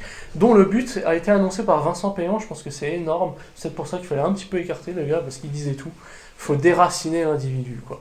Culturellement, dans ce qu'il y a de plus naturel, la nationalité, même ça doit sauter. Il n'y a même pas besoin d'assimiler les gens avec un papier. Sexuel aussi, voilà, toute attache doit être enlevée, parce que comme ça, la franc-maçonnerie libère les gens, on peut faire ce qu'on veut. Alors on peut toujours pas avoir des ailes et voler comme les anges ou comme les oiseaux, ça il y a encore un problème. Il faudra faire de la chirurgie esthétique. Là, c'est un dessin animé très peu recommandable pour un chrétien, South Park, qui avait été, pour le coup, avant-gardiste dans un épisode. Hein, lui, un personnage était allé faire jusque la chirurgie esthétique pour se transformer en dauphin. Il arrive dans les stades de sport, je crois que c'était du basket, et il va voir l'agent, et il dit « vous n'avez pas de toilette pour les dauphins ?» Voilà. C'est de la discrimination. Là, avec ça, on n'en a pas fini. Hein. Là,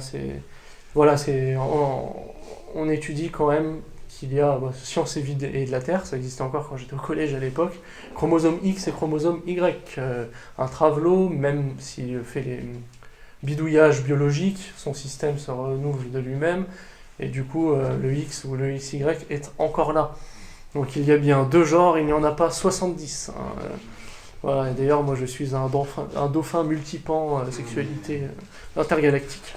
Donc je vous cite, pour revenir dans le thème du mondialisme organique et catholique, le pape Pie XII, hein, c'est toujours bien de citer la tête de l'Église, quand elle était encore la tête, pour savoir de quoi il retourne. C'était à la salle du trône le 6 avril 51, l'Osservatore Romano a relayé la chose, édition hebdomadaire en langue française, numéro 15. Bon, je vous mettrai un peu tous les détails sous forme d'articles, comme ça les gens pourront en profiter.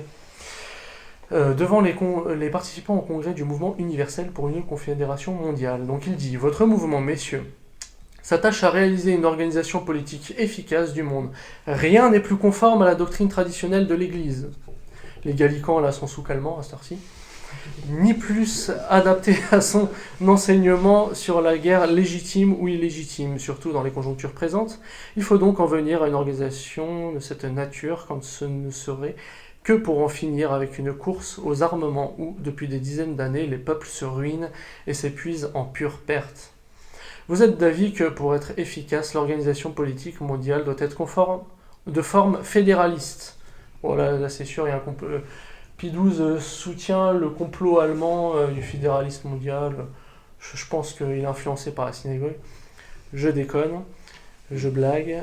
Donc il dit ensuite, si vous entendez par là aussi il faut définir, c'est vrai, qu'elle doit être affranchie de l'engrenage d'un unitarisme mécanique, la formule est excellente, c'est ça, eux ils font un mondialisme, j'additionne ça et ça, non. Il faut tenir compte que ce sont des sociétés vivantes, composées d'hommes. Ici, encore, vous êtes en accord avec les principes de la vie sociale et politique fermement posés et soutenus par l'Église. De fait, aucune organisation du monde ne saurait être viable si elle ne s'harmonise avec l'ensemble des relations naturelles, avec l'ordre normal et organique qui régit les rapports particuliers des hommes et des divers peuples, faute de quoi, quelle qu'en soit la structure, il lui sera impossible de tenir debout et de durer. C'est pourquoi nous sommes convaincus, beaucoup de nous, avec les papes, c'est le nous impersonnel, en majuscule, il parle pour tous les catholiques, que le premier soin doit être d'établir solidement ou de restaurer ces principes fondamentaux dans tous les domaines, national et constitutionnel, économique, social, culturel, moral. Tant qu'on n'aura pas affermi, je fais une petite coupure tout de même, si vous voulez vraiment le texte complet, vous pouvez aller voir, tant qu'on n'aura pas affermi sur cette base indispensable l'organisation politique universelle, on risque de lui inoculer à elle-même les germes mortels de l'unitarisme mécanique. Donc le pape distingue ici une sorte de confédéralisme vertueux, organique, un peu décentralisé.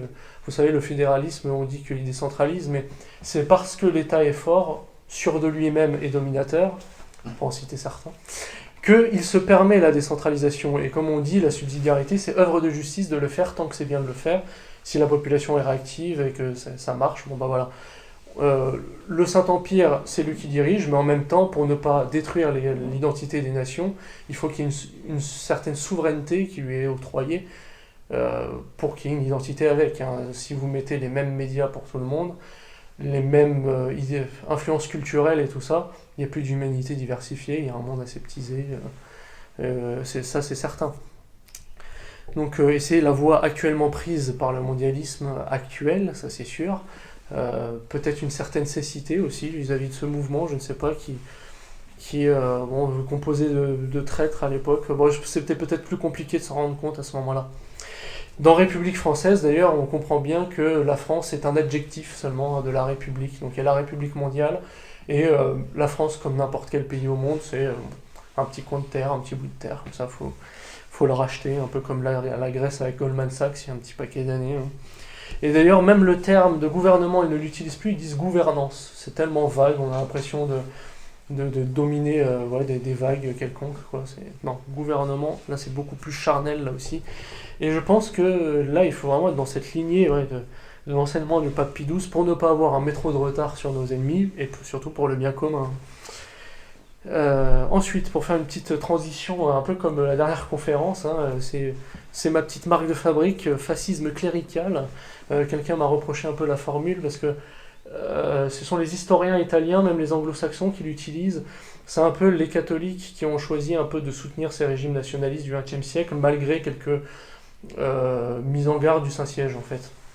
Et donc, fascisme clérical. Après, bon, pour l'Italie, c'est quand même sociologiquement très italien, et le gouvernement lui-même a fait de gros efforts, même Mussolini, dans ses lettres, a été véritablement converti. Il y a les échanges avec le Padre Pio, avec d'autres, et même des démocrates chrétiens italiens, des pères, qui avaient rédigé après-guerre, un peu dégoûtés, parce qu'ils disaient non, on n'est pas du tout fasciste, mais en toute honnêteté, Mussolini l'était vraiment, c'était pas du tout de la démagogie.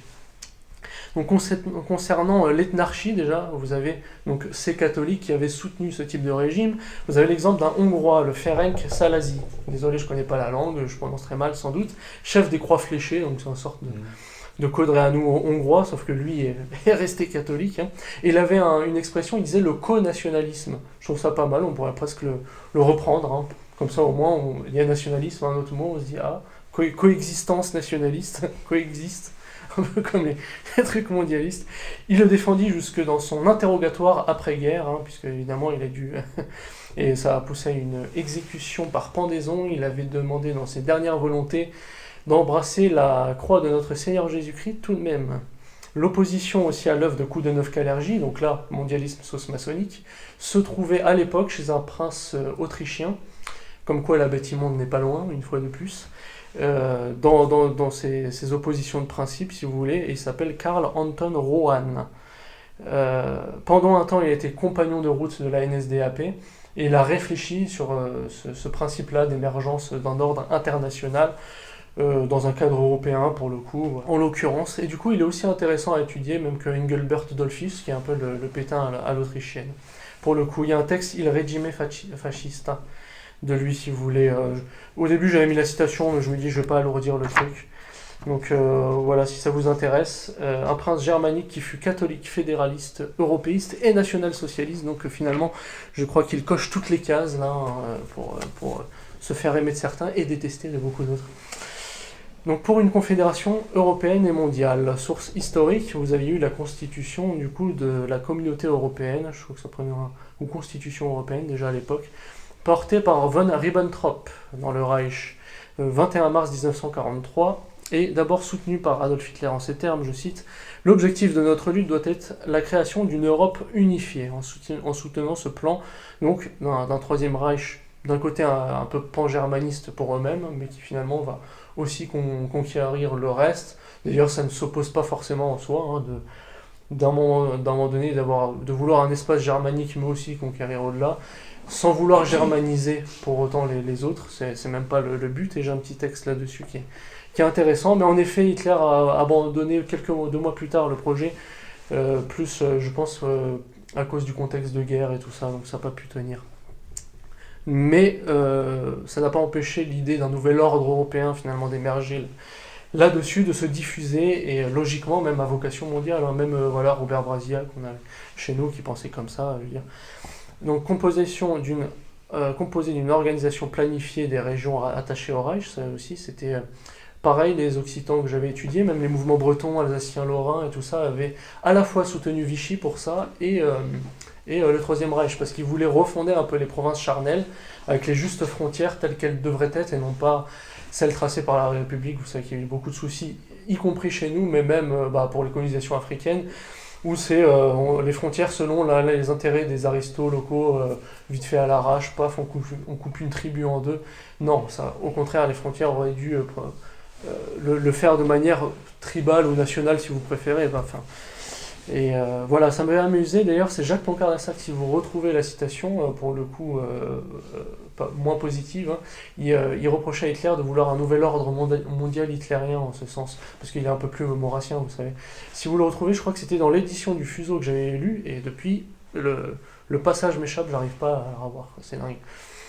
Comme quoi, lui aussi, principe mondial quel qu'il soit, il était plutôt contre, et alors que même ces régionalistes en Europe l'ont soutenu jusque même... il y avait le parti Collaboration de Chateaubriand aussi. On a Louis Alibert en Occitanie qui pour le coup dort plus le blason des Toulousains actuels là, qui voient les Français du Nord comme des Francs méchants et les Arabes comme un berceau culturel identique au nôtre et tout ça. Donc voilà, après quelquefois ils étaient autonomistes ou non, bref. Je vous cite Goebbels aussi, ministre de la propagande, et proche associé évidemment du Führer, n'est-ce pas. Le 8 mai 1943, dans son journal, c'est de 42-43, il disait « Le Führer a exprimé sa conviction inébranlable que le Reich sera le maître de toute l'Europe. Nous devons encore nous engager dans de nombreux combats, mais ceux-ci conduiront sans aucun doute à de très belles victoires. De là, la domination du monde est pratiquement certain.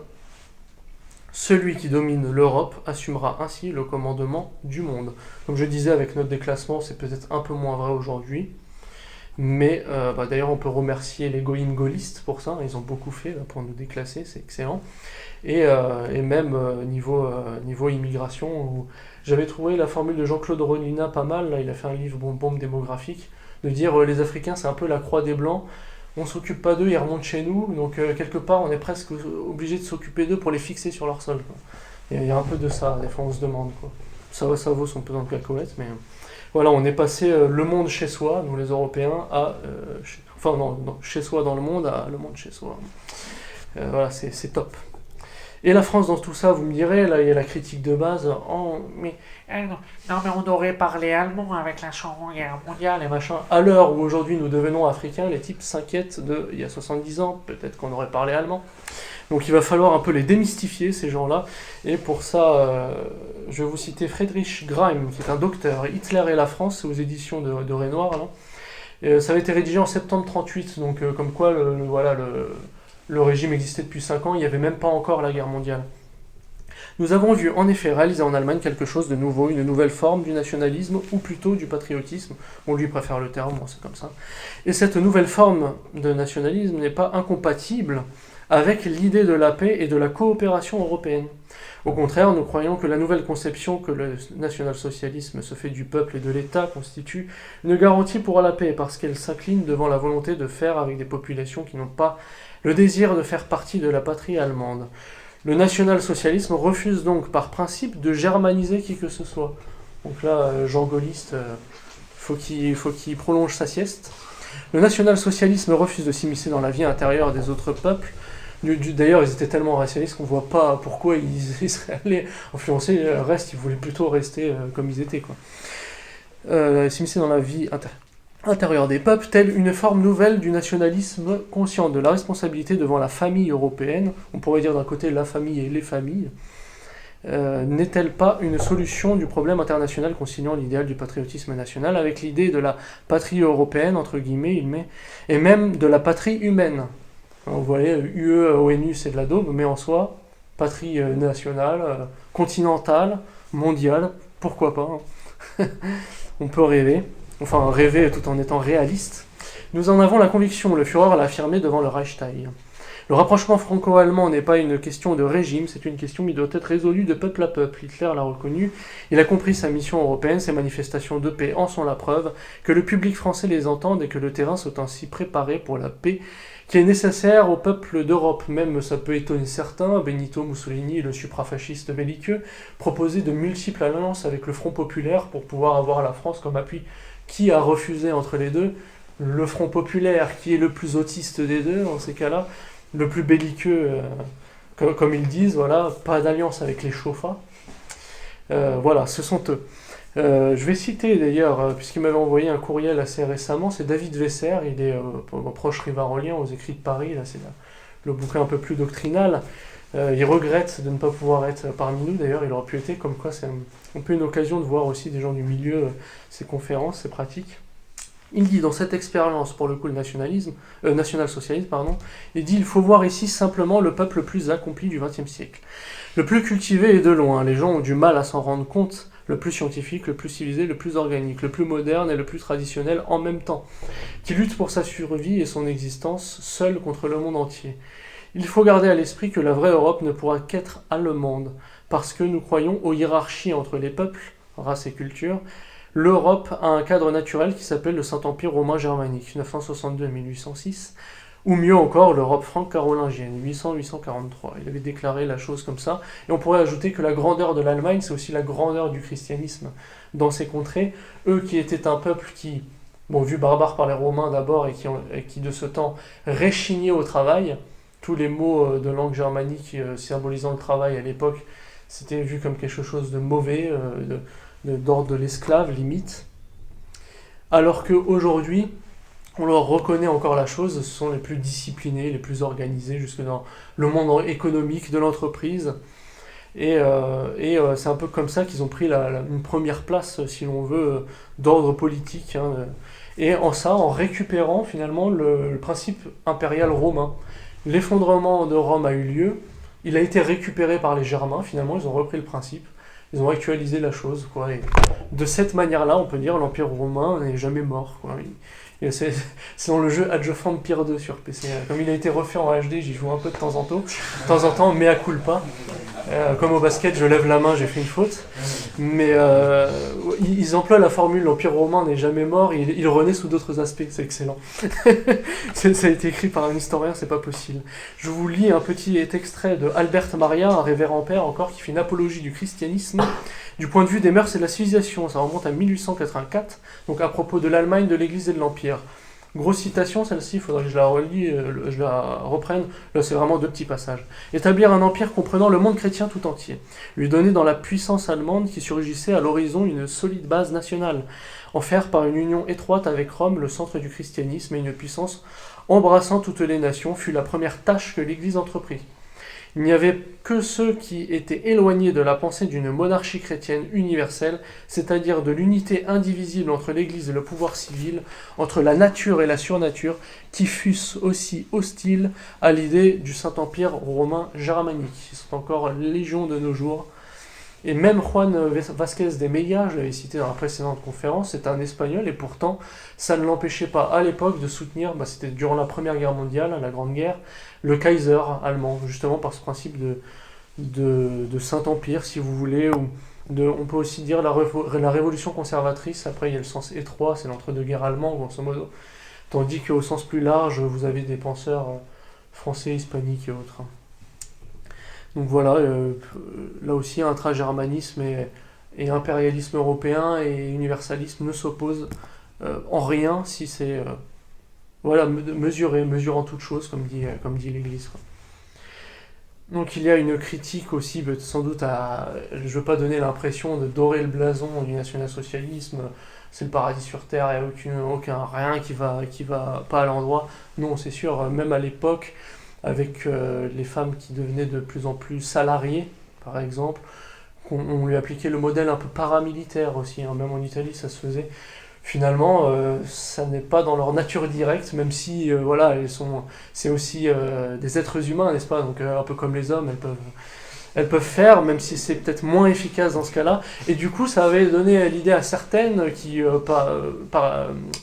chapeautaient ces groupements, dont une à la tête, une Gertrude Scholz-Klint, avait dit, joli nom, hein, en France ça existe depuis les années 60. Bon, Gertrude, avec un seul D comme dernière lettre.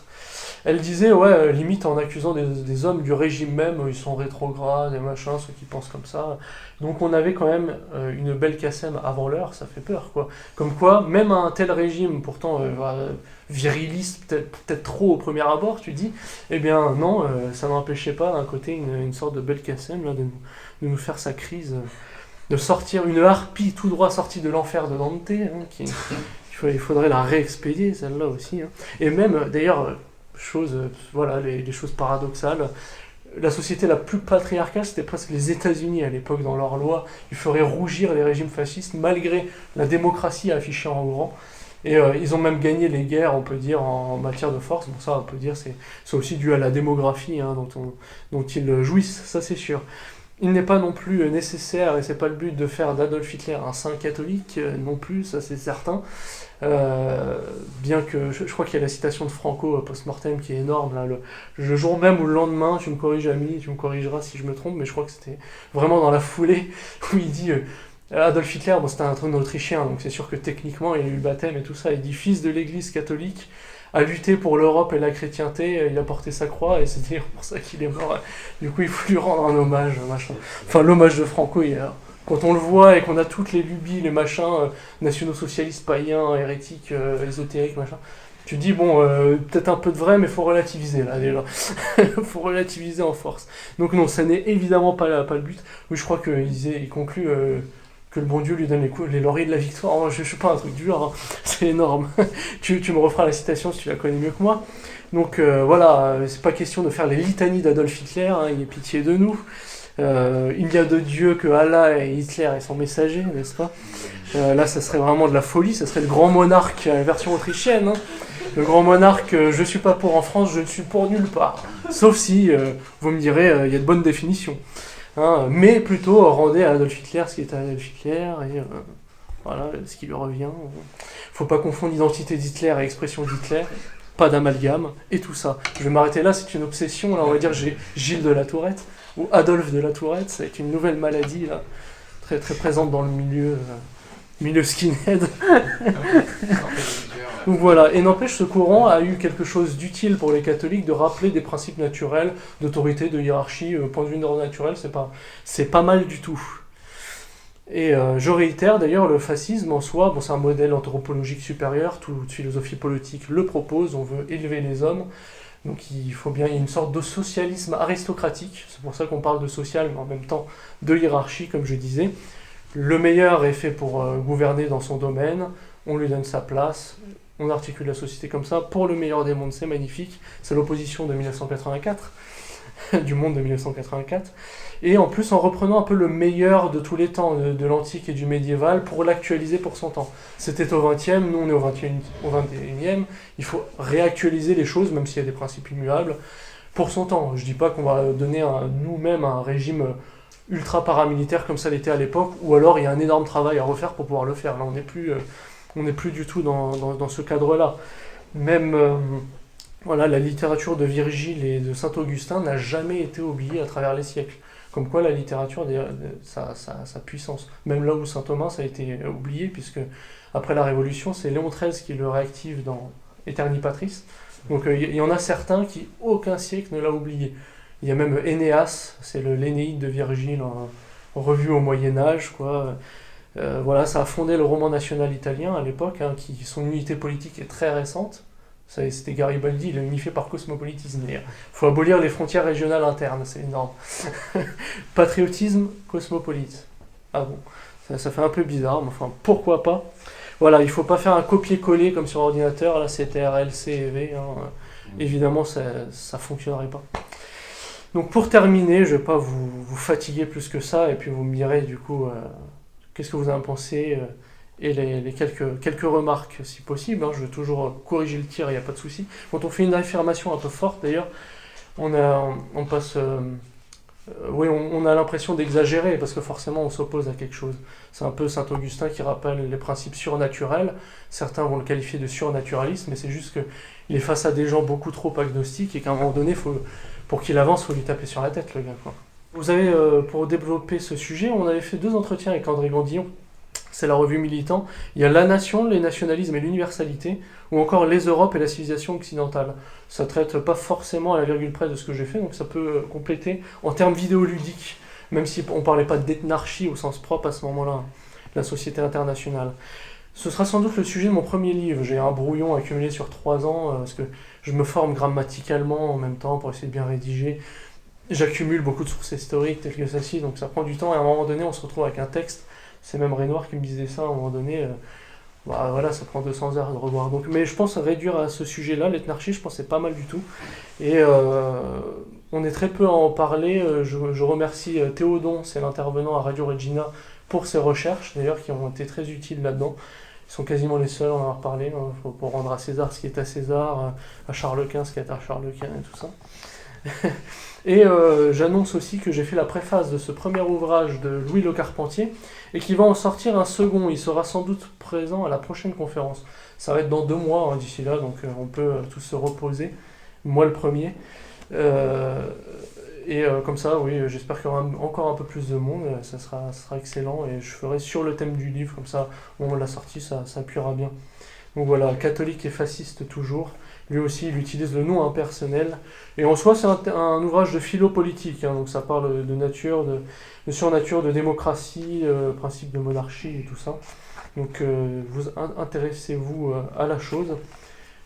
Si vous le voulez bien, on en parlera peut-être aussi avec Jérôme Bourmont, les entretiens Rivarolien reprennent à la mi-septembre.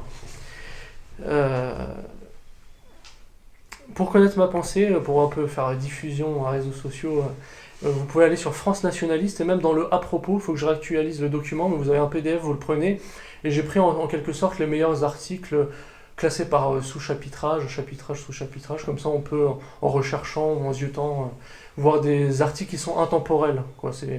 C'est du coup moins vu, mais au moins ça ne périme jamais, quoi, contrairement à l'actualité. Donc si ça vous intéresse, vous pouvez voir ça, évidemment pour la vidéo, une fois en ligne, n'hésitez pas à diffuser, partager, commenter, etc. parce que ça alimente la chose, et comme c'est un sujet assez lourd, ça ne peut pas faire 200 000 vues. Donc ça peut être pas mal de donner un petit coup de pouce. Je compte un peu les points en ce moment, j'ai l'impression que personne ne me relaie, ce qui n'était quand même pas le cas avant. Il me semble que c'est juste Fide Catholica qui m'a diffusé dans les réseaux sociaux, dans les conférences récentes, et c'est pas pour me déplaire, puisque de toute façon on partage les mêmes positions de constat sédévacantistes dans l'Église. C'est même de très bonnes productions, hein. L'auteur ou les auteurs se donnent du mal, c'est très bien. Bah, c'est sûr que tu vas pas te retrouver dans le magazine présent. Oui, même dans le milieu, c'est ça. Donc merci à vous. J'espère ne pas vous avoir tué et garder le peu d'énergie qui vous reste pour... Quelques petites questions. T'es le premier, allez. Ouais, moi j'ai beau chercher, j'en avais bien 2-3 en tête, mais à chaque fois, tu sais, il faut prendre des notes parce que c'est très très compact. N'hésite pas à les filmer, hein. Si une question veut être censurée, je l'enlève.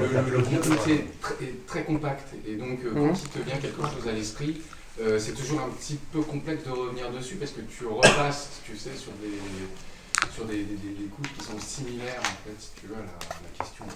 Placement de produits. On va applaudir déjà dans l'intervention. Oui.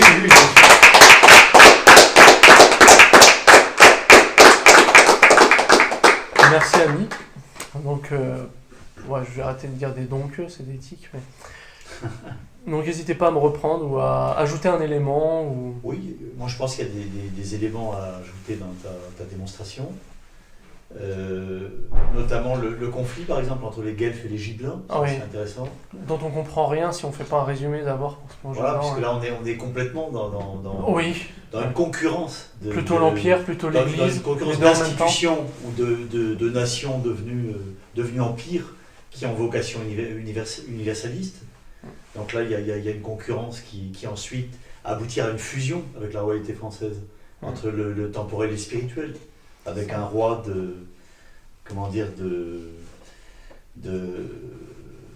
un roi divin, un roi de... Et la réussite du protestantisme en Germanie, on se demande des fois si c'est pas la lutte du sacerdoce et de l'Empire. On a tellement pas su résolver cette affaire que quand le protestantisme arrive, c'est trop tard. Ça fait mal. Il y a aussi, l'Empire des Habsbourg, avec la fameuse devise AEIOU, Austriae est imperare urbi universo. Il appartient à l'Autriche de dominer, de régner sur l'ensemble du monde. Donc là, il y a effectivement une sorte pas de plagiat, mais récupération, oui. De plagiat là, comment on appelle ça, de la formule biblique sur Yahvé. Ah oui, absolument. AEIOU, ça rappelle, il y avait ça c'est tout à fait la démarche universaliste. C'est vrai. Qui effectivement dépasse, nous éloigne de la nation, mais qui est naturel finalement pour une... Comme la nation. Naturel, comme la natation. La nation. La natation est naturelle. C'est un sport symétrique, c'est le plus sain. Ouais, c'est vrai. Oui, ma langue, ça offre des surprises parfois. Parce que la natation, je ne voyais pas non plus. Oui. C'est comme quand on dit femme, on dit flamme sans faire exprès. Ah ouais, c'est marrant. Ouais. Est-ce que c'est l'éloge de la femme ou une critique? Je ne sais pas. Parce que la flamme, ça peut être poétique et hostile. Hein. La séparation du temporel et du spirituel, ou alors la confusion, ça c'est des... Parce que dans le plan, ça a été fait, ça a été... tu as abordé plein de questions, mais sans le plan, c'était pas structuré dans le plan de cette façon. Tu vois, et après, il y a plein de choses, j'ai plein de choses à dire. Oui, c'est sûr. Après, ça fait conférence dans la conférence. Voilà, ça fait conférence dans la conférence, je ne ferai pas. Simplement des petites... Oui, merci de l'ajout d'ailleurs, et pour le côté autrichien. Pour toi, selon toi, en fait, si tu veux, excuse-moi parce que j'essaie de faire un espèce de gros résumé de ta conférence, c'est-à-dire que tu penses que le terme mondialisme aurait été travesti et qu'en fait, ce qu'on prend pour du mondialisme, c'est du globalisme. Globalisme inorganique, en fait. Inorganique, quoi. Organique pour dire que c'est bien structuré et vivant. Parce que... qui ne trahit pas la nature humaine, les hommes. Ouais, là encore, on est dans toute autre chose, dans les derniers empires. Ce sont des empires qui ont rompu avec toute forme traditionnelle, c'est-à-dire qui ont rompu avec la tradition. On est dans des contre-traditions, avec la contre-tradition, la contre-spiritualité qui s'est substituée au spirituel. On est dans autre chose, on est dans quelque chose de satanique précisément. Oui, un peu césarien. En tout cas, on peut associer ça à de la déraison et même presque de la folie. Parce que, je sais pas, enfin, on peut vraiment rire ensemble de cette dernière nouvelle que tout le monde a lue sur les réseaux sociaux. C'est deux espèces d'Espagnols complètement tarés, mais enfin, il n'y a pas de mots. En fait, elles séparent les poules des coqs pour éviter que les poules se fassent violer par les coqs. On en est arrivé là. Ah oui, le féminisme chez les animaux. Là, ça va très très loin. C'est énorme.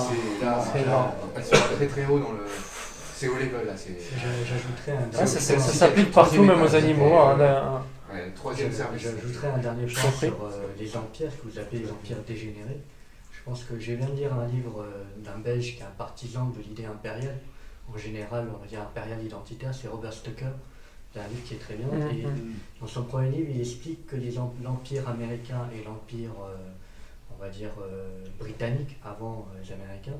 Et c'est vrai que moi qui suis étudiant en histoire, on le voit dans toute l'histoire, l'Angleterre, et comme le font les États-Unis aujourd'hui, dès qu'une puissance émerge, ils font tout pour la casser et pour éviter que cette puissance monte. Et en réalité, ce qui explique, c'est que ces empires-là, c'est une logique en réalité anti-impériale. Malgré eux, alors, ça crée leur propre impérialisme, mais c'est une idée anti-impériale.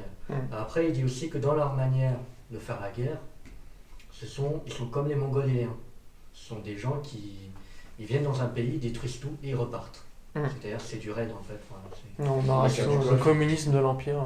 Et le communisme. Moi, excusez-moi de monopoliser un peu la parole. Après, on passe aux autres. Voilà, j'ajoutais encore un point qui m'a semblé un peu intéressant. Et tu l'avais abordé d'ailleurs, tu l'as abordé à court instant. Ouais, ça arrive. C'était l'idée que le monde, dans un premier temps, enfin le monde connu, a été en expansion. C'est-à-dire qu'effectivement, par exemple, le monde grec, ces cités qui étaient voisines et qui étaient en concurrence, mais qui étaient capables aussi de s'unir dans des ligues. Il y avait la ligue de défense grecque contre les empires voisins. On a un monde,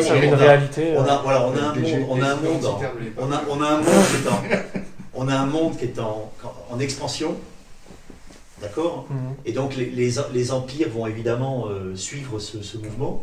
Et maintenant, dans ces temps effectivement dans ces temps de ténèbres maintenant, je parle pas du Moyen Âge, bien entendu, de la chrétienté médiévale qui au contraire est un âge d'or de l'Occident. J'y repense maintenant, c'est que gouvernance et même plein de mots, le mot société et tout ça sont des mots de la banque. Et ça, tous les gens oublient. Gestion.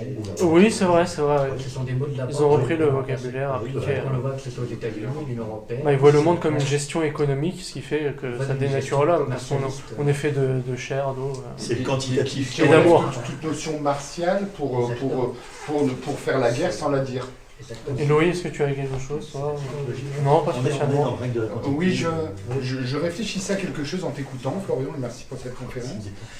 Je pensais, comme ça, association d'idées, à la renaissance de l'Iran en ce moment. Tu sais que les protestants et catholiques voudraient araser cette frontière, sont à peu près d'accord là-dessus, et par contre voudraient se mettre en bisbis contre l'un et l'autre, contre l'Angleterre. Donc est-ce qu'il n'y aurait pas une solution aussi d'un retour au clanisme quelque part, de retour, je ne sais pas, ça passe par le celtisme. J'ai un peu dit, oui, quand on est menacé, à un moment donné, on va se retourner sur un socle tangible plus proche, c'est sûr. C'est sûr. Ça passe d'abord par là, de toute façon. Pour parler de la France, peut-on être efficace en s'inscrivant dès à présent dans une notion d'empire européen? Est-ce qu'il ne faut pas déjà repasser par un clan celte, par un clan d'amis, par un régionalisme avant d'arriver petit à petit? C'est comme ça que ça se fait, oui. Est-ce qu'on peut déjà pas être soudé tu vois, au niveau familial dans ce sens. Et dans l'autre, c'est le pouvoir politique qui peut le construire. Oui. On n'est plus dans le sujet. Tu vois, dans le nationalisme moderne, moi, ce que je peux constater, c'est qu'on a ici déjà ce genre de clan, de groupe, de club, je ne sais pas comment les appeler, ça n'a jamais fonctionné, ça a toujours été voué à une fin certaine, ça a été joué à un isolement, si tu veux. Voilà, c'est le principe de prendre le maquis, etc. Oui, mais pourquoi? Et pourquoi faire reprendre le maquis? C'est-à-dire, en fait, c'était bien beau, tu arrives là-haut, c'est de quoi le fait de survivre ou de combattre l'univers extérieur? C'est avec la force politique, de toute façon, qu'on peut réorganiser durablement les choses. Après, on commence par soi. Un sujet qui m'intéresse aussi, c'est se tourner vers quelque chose, revenir à quelque chose qui serait moins d'intellectuels, plus de tueurs quelque part. C'est-à-dire d'aller recruter dans le quart-monde. Moi, je viens du Pas-de-Calais, dans des régions un peu rustres, par exemple, tu vois, ou de Bretagne, etc. Et de gens à qui moi j'ai pu grandir, je vais pas faire de confession, mais des gens qui étaient. De toute façon, il faut tous les tempéraments. Voilà, il faut tous les tempéraments. Est-ce que nous ne souffrons pas d'être une société de cadres? Et est-ce que nous ne sommes pas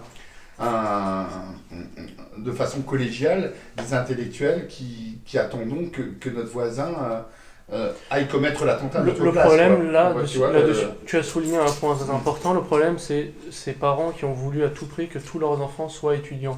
Nous ne sommes pas tous faits pour l'être. On n'est pas tous faits pour. Et en fait, du coup, ça donne un peu cette nation de cadre à la fin. quand les gens sont un peu plus cultivés, le défaut c'est qu'ils sont un peu plus arrogants. Je sais un truc, tu sais pas, machin. Et du coup, il y a toujours les défauts des qualités, les qualités des défauts. Et c'est vrai qu'il faut un peu de tout pour une société, un peu tous les tempéraments. Et si on avait des Français déjà un peu plus rustres, bon, ils auraient leurs défauts, ils seraient peut-être un peu moins fins, mais par contre le bon sens serait là. Moins agréable à côtoyer. Tu peux pas parler de théorie du genre à un Français de base prolo. Là, c'est. Non. Ouais, mais alors, attends, tu peux pas lui parler d'immigration non plus, visiblement. Bah, là, c'est le contexte. Son cerveau a été tabassé. Ils sont racistes parce qu'on concurrence avec les nouveaux arrivants. Peut-être qu'on va s'arrêter là et parler au antenne, voilà, sauf si vous avez vraiment une. Non, moi ça va. On s'arrête là. Merci à vous. Parfait. Merci.